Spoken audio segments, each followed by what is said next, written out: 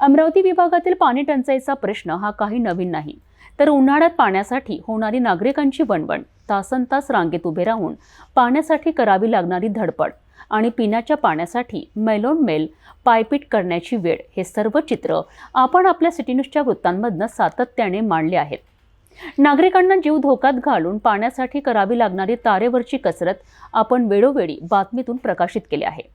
City न्यूजने सातत्याने उचललेल्या या प्रश्नाची दखल आज विधिमंडळातही घेण्यात आली आहे. आमदार संजय खोडके यांनी हा विषय विधान परिषदेत मांडून सगळ्यांचे त्याकडे लक्ष वेधून घेतले आहे. सिटी न्यूजच्या बातमीचा पुन्हा एकदा इम्पॅक्ट उमटला विधान परिषदेत. आमदार संजय खोडके यांनी विधान परिषदेत अमरावती विभागातील पाणी टंचाईचा, विशेषतः मेळघाटातील गंभीर पाणी प्रश्नाचा मुद्दा ज्या प्रभावीपणे मांडलाय त्याचे वृत्तांकन सिटी न्यूजने वारंवार केलेत. जलजीवन मिशन सारख्या योजना असूनही नागरिकांना पाण्यासाठी होणारा त्रास त्यांनी सभागृहात मांडून शासनाचे लक्ष वेधून घेतले आहे.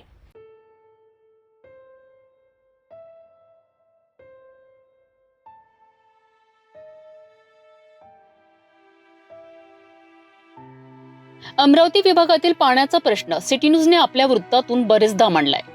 भर उन्हाळ्यात पाण्यासाठी झालेली लोकांची भटकंती, तासनतास लाईनमध्ये उभे राहून पिण्यासाठी मिळवलेले पाणी आणि त्या एक हंडा मिळवण्यासाठी कितीतरी किलोमीटरचा करावा लागणारा प्रवास, जीव धोक्यात घालून पाण्यासाठी नागरिकांची होणारी तारेवरची कसरत, हे सर्वच विषय सिटी न्यूजने वारंवार आपल्या बातमीतून प्रकाशित केलेत. आमदार संजय खोडके यांनी विधान परिषदेत हे विषय सलग 2 दिवस धरून ठेवलेत. अमरावती जिल्ह्यातील मेळघाट निसर्गरम्य असलेला हा प्रदेश, या ठिकाणी नागरिकांना पाण्यासाठी कितीतरी किलोमीटरचा प्रवास करावा लागतो आणि पिण्याचे पाणी आणण्याकरिता विहिरीवर तासनतास लाईनमध्ये उभं राहावं लागतं. हा विषय सिटी न्यूजने आपल्या वृत्तांतून बरेचदा मांडला. आमदार संजय खोडके यांनी मेळघाटातील पाण्याचा हा गंभीर प्रश्न विधान परिषदेत मांडून सगळ्यांचे त्याकडे लक्ष वेधून घेतलेत. त्याचबरोबर पैनगंगा योजनेअंतर्गत पाण्याचा विषय सुद्धा त्यांनी मांडला.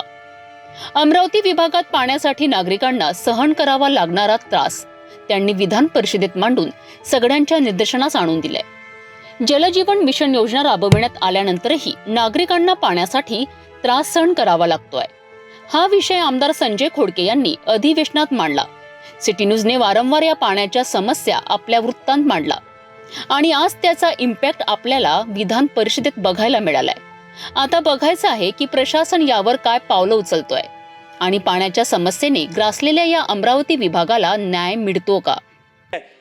पृष्ठ क्रमांक 97, बाब क्रमांक 154, जलसंपदा विभाग.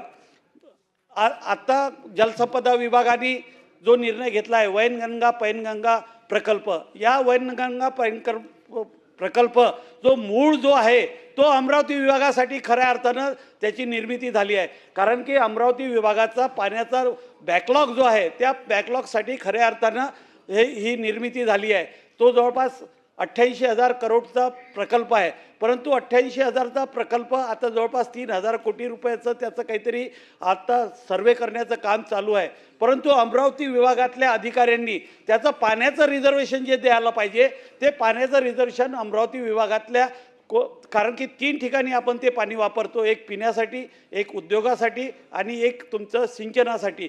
तर हे अमरावती विभागातल्या 5ही जिल्ह्यांनी त्याचं रिझर्वेशन द्यायला पाहिजे, ते दिलं नाही. कारण की मी स्वतःहून अमरावतीचं रिझर्वेशनमध्ये लक्ष घातलं, त्याच्यामुळं चांगल्या पद्धतीनं गेलं.